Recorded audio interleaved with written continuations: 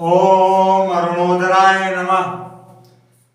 Atharva classes में मैं doctor Kuldeep Kumar Pandey आप सभी प्रिय मित्रों का स्वागत करता हूँ। नमस्कार दोस्तों, आशा करता हूँ आप लोग स्वस्थ होंगे। माँ सरस्वती का आशीर्वाद सदैव आप सभी पर बना रहे और आप लोग विधिवत तैयारी करते हुए अपने पथ की ओर अग्रसर रहें। आइए स्वस्थ रहे। आइए आज का टॉपिक प्रारंभ करते हैं। आधुनिक भारतीय इतिहास के अंतर्गत कल हमने पुर्तगाल के बारे में चर्चा की थी। आज इसी आधुनिक इतिहास के अंतर्गत जो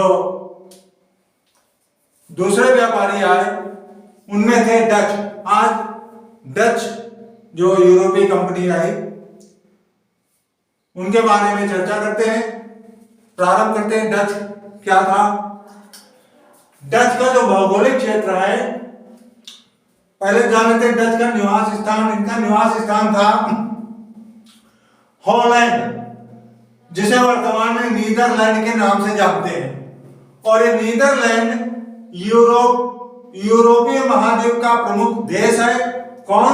नीदरलैंड जो है यूरोपीय महाद्वीप का प्रमुख केंद्र है और इसकी स्थित जो है भौगोलिक स्थित उत्तर पूर्व यूरोप में स्थित है। उत्तर और पूर्वी यूरोप में स्थित है नीदरलैंड इस देश के दक्षिण में बेल्जियम और पूर्व में जर्मनी है।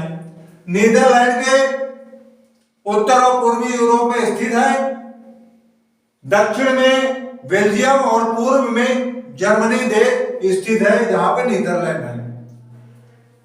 कंपनी की स्थापना कब हुई? कंपनी की स्थापना 1602 ईस्वी में नीदरलैंड की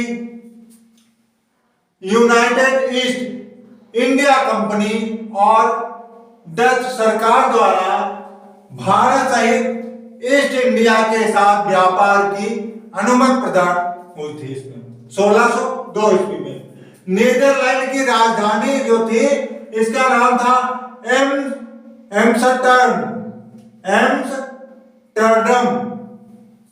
नीदरलैंड की राजधानी का नाम था एम्स्टर्डम। पॉइंट देखते हैं इसमें क्या क्या पॉइंट है। भारत आने वाला पहला जो डच नागरिक था उसका नाम था कार्नेलिस डे हर्टमान। क्या नाम था? जो पहला डच नागरिक आया था भारत में, कार्नेलिस डे हर्टमान।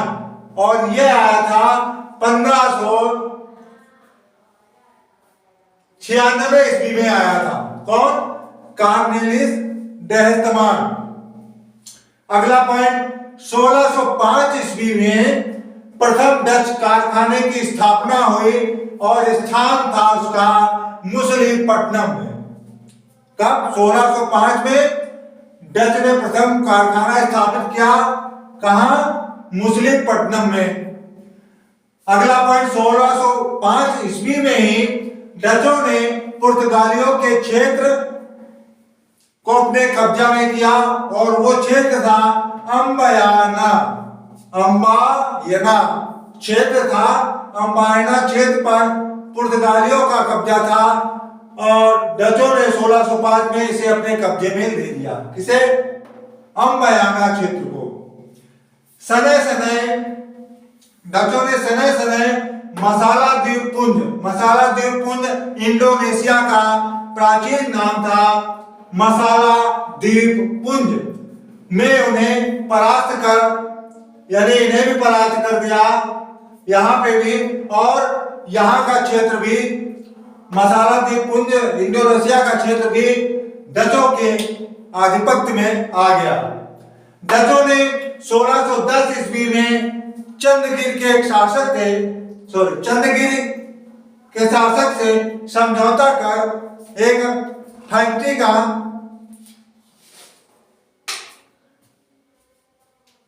निर्माण करने का एक समझौता लिया चंद्रगिरी के शासक से। और वो फैक्ट्री कहां डाली? 1610 में पुलिकट में उस फैक्ट्री को डाला इन्होंने। तब 1610 में पहली फैक्ट्री चंद्रगिरी के राजा से इन्होंने समझौता किया एक फैक्ट्री डालने का, और उस समझौता के तहत इन्होंने पुलीगढ़ में फैक्ट्री डाली और इसे डचों ने अपना पुलीगढ़ को मुख्यालय भी बनाया। लेकिन आगे चल के 1690 में इनका जो मुख्यालय पुलीगढ़ था 1610 में बनाया था, 1690 में इन्होंने बदल स्थानांतरित कर दिया और नागपट्टनम 1690 में इन्होंने मुख्यालय बना दिया। किसको? नागपट्टनम में पुलीगढ़ के स्थानांतरित करके 1690 में नागपट्टनम में अपना मुख्यालय बनाया। पुलीगढ़ में ही डचों ने अपने स्वर्ण सिक्के ढाले थे जिसे पोगाडा कहा जाता था। इन्होंने पोगाडा नाम के स्वर्ण सिक्के ढाले थे। कब?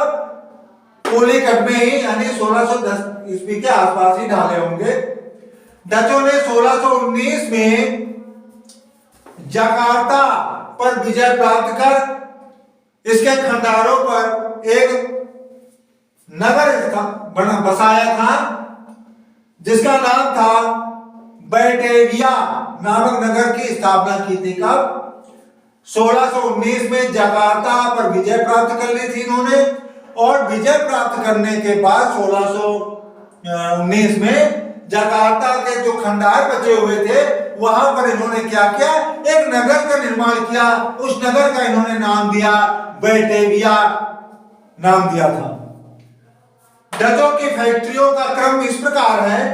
सबसे पहले इन्होंने पुलीगढ़ में 1610 ईस्वी में फैक्ट्री खोली। इसके बाद दूसरी फैक्ट्री सूरत में 1616 में खोली। इसके बाद तीसरी फैक्ट्री इन्होंने विमलीपत्तनम में 1641 ईस्वी में इसकी स्थापना की, विमलीपत्तनम में। इसके पश्चात डचों ने क्या किया? बंगाल में प्रथम डच फैक्ट्री की स्थापना पिपली में, बंगाल में एक क्षेत्र था पिपली, जहां पे इन्होंने 1627 में फैक्ट्री का स्थापना किया डचों ने। इसके पश्चात डचों ने कासिम बाजार, बालासोर, पटना और नागपट्टनम में फैक्ट्रियां स्थापित की थी। कब? 1658 ईस्वी में। अभी और भी कुछ बाकी है, इसको साफ करके फिर से आगे और दो एक पॉइंट रह गए, उनके ऊपर चर्चा करते हैं।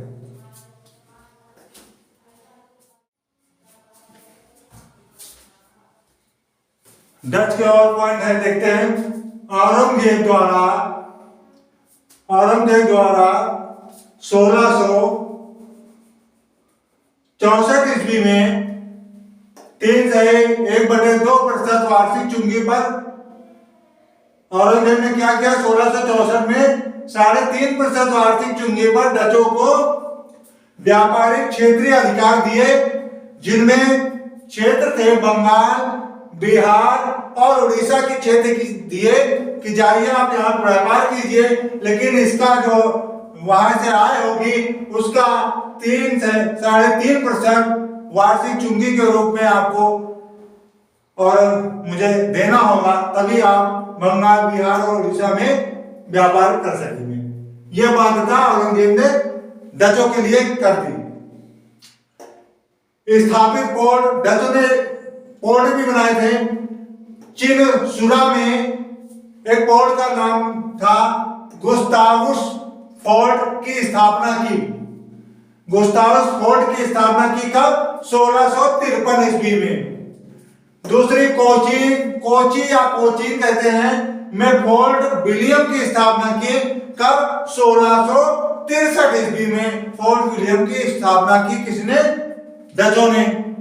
डचों ने मसालों के स्थान पर भारतीय वस्त्रों के निर्यात को अधिक महत्व दिया।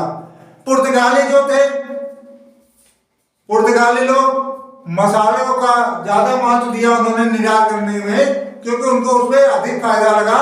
लेकिन जो डच आए थे कंपनी, डचों ने क्या किया? डचों ने जो है मसाले की जगह भारतीय वस्त्रों के, यानी भारतीय जो कपड़े थे उनका निर्यात बहुत इनका महत्व दिया निर्यात करने में। अगला पॉइंट, डचों ने कासिम बाजार में एक उद्योग स्थापित किया और वो उद्योग था रेशम बनाने का उद्योग स्थापित किया कहां? कासिम बाजार में, जिसमें 3000 कारीगरों को वेतन पर रखा गया था। डचों का अंग्रेजों के साथ युद्ध हुआ। कहां पे? बंगाल में एक स्थान है बेदरा, जहां पे 1759 ईस्वी में युद्ध हुआ था, जिसमें डच लोग परास्त हो गए थे। इस पराजय से भारत में उनकी शक्ति जो है समाप्त हो गई थी।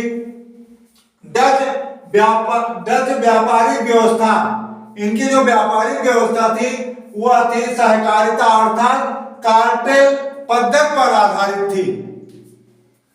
डच फैक्ट्रियों के प्रमुख को फैक्टर कहा जाता था। इनके जो प्रमुख होते थे डच फैक्ट्रियों के, उनको फैक्टर कहा जाता था, जिन्हें व्यापारियों के रूप में वर्गीकृत किया गया था।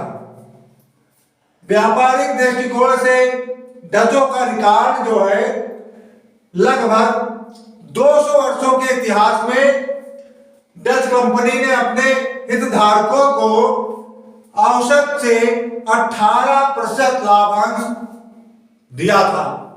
यह थी डचों के बारे में पूरा आज की चर्चा थी।